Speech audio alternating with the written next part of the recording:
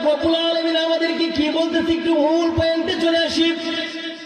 আল্লাহ পাক রব্বুল আলামিন বলতেছেন, বান্দা অন্যায় করবা, অপরাধ করবা, তোমরা যদি আমার কাছে হাত তুলে দোয়া করো, আমি মালিক সঙ্গে সঙ্গে তোমাদের জীবনের গুনাহগুলো মাফ করে দিব।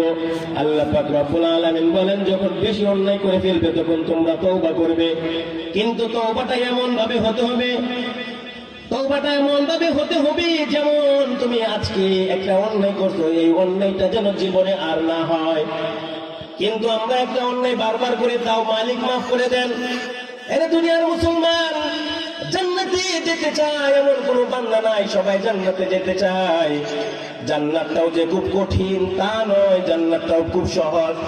আল্লাহ পাক রব্বুল আলামিন বলেন, এ দুনিয়ার মুসলমান, তুমি জান্নাতে যেতে চাও, ইন্নাল্লাযীনা আমানু ওয়া আমিলুস সালিহাত, ইন্নাল্লাযীনা আমানু ওয়া আমিলুস সালিহাত কানাত লাহুম জান্নাতুল ফিরদাউসি নুজুলা খালিদিনা ফিহা লা ইয়াবগুনা আনহা হিওয়ালা।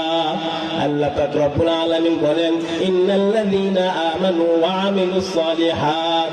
দুইটা পয়েন্ট, একটা পয়েন্ট আপনাদেরকে আলোচনা করেছি, ঈমান আনতে হবে, যেন এমন না হয় সকালে ঈমান আনলেন বিকালে কাফের হয়ে গেলেন, বিকালে ঈমান আনলেন সকালে আবার বেঈমান হয়ে গেলেন। না না, এমন ঈমান আনা যাবে না।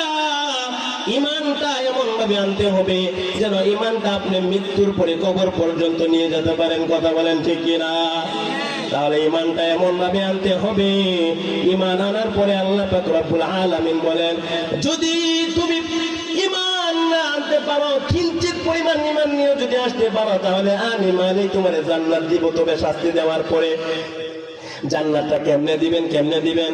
আল্লাহ পাক রব্বুল আলামিন বলেন, ইন্নাল্লাযীনা আমানু ওয়া আমিলুস সালিহাত। ওই সমস্ত মুমিন বান্দা যারা সৎ কাজ করবে, সৎ কাজ দ্বারা কি বুঝাইলেন?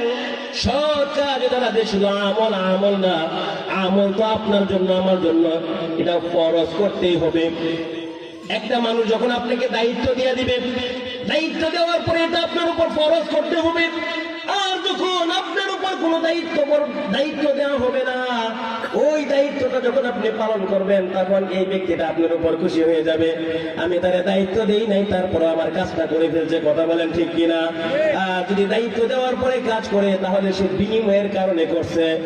আল্লাহ পাক রব্বুল আলামিন বলেন, ফরজ ইবাদত তো করতেই হবে, তারপরে তোমাকে কিছু সৎ কাজ করতে হবে, এমন কিছু আমল করতে হবে যে আমলের বিনিময়ে, যে নফল ইবাদতের বিনিময়ে আমি আল্লাহ পাক রব্বুল আলামিন তোমাদেরকে বিনা হিসেবে